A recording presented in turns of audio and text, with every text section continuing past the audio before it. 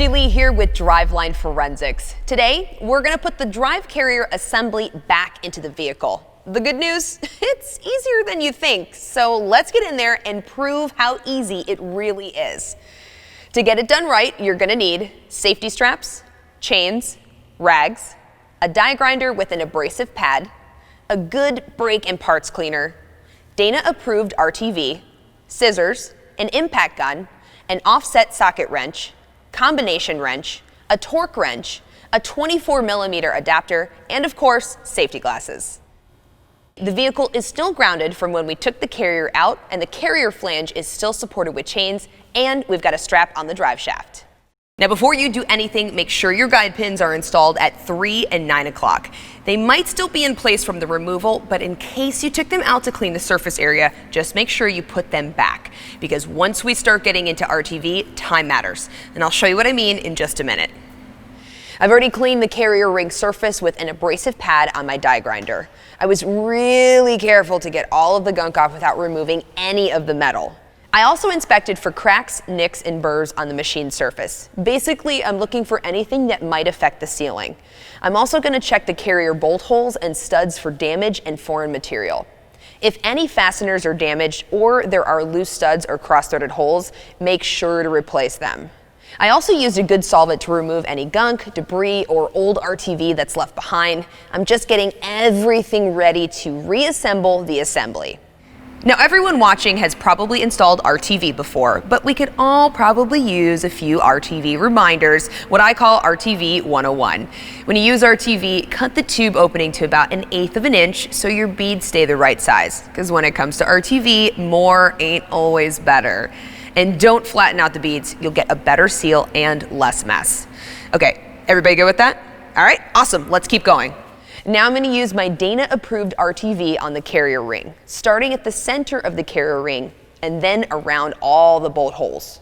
So this Dana-recommended RTV skims over in about 20 minutes, and that's great. Love this stuff. But if you aren't done with the install in that 20 minutes, you have to scrape off the dried RTV that you just put on and reapply it.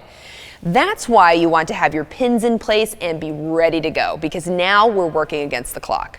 Okay, let's install the assembly. Before you do anything, make sure the carrier housing is clean and debris-free. First, lift the carrier to get it into the guide pins. The carrier has to be square to the axle housing to align the output shaft splines and studs. Now, just before the flange contacts the housing studs, align the splines of the output shaft to the output side gear by rotating the input yoke. When the splines engage, the carrier will slide forward on the studs and guide pins. Once the carrier is on the pins, you can lower the hoist enough to disconnect the chains from the carrier flange.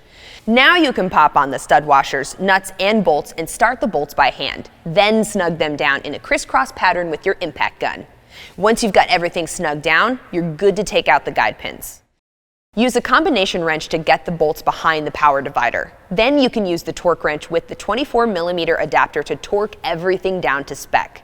So here's an important tidbit about the torque wrench adapter. When you use it, you need to install the adapter on the wrench at a 90-degree angle for proper pound-foot ratio.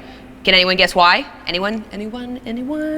Okay, so if you install the adapter straight off the end of the wrench, you just made that wrench 3 inches longer, which affects the wrench setting. So you might think you're pulling 250 foot-pounds of torque, but the bolt is only seeing 200 foot-pounds. Installing the adapter at a 90-degree angle compensates for that. Make sense?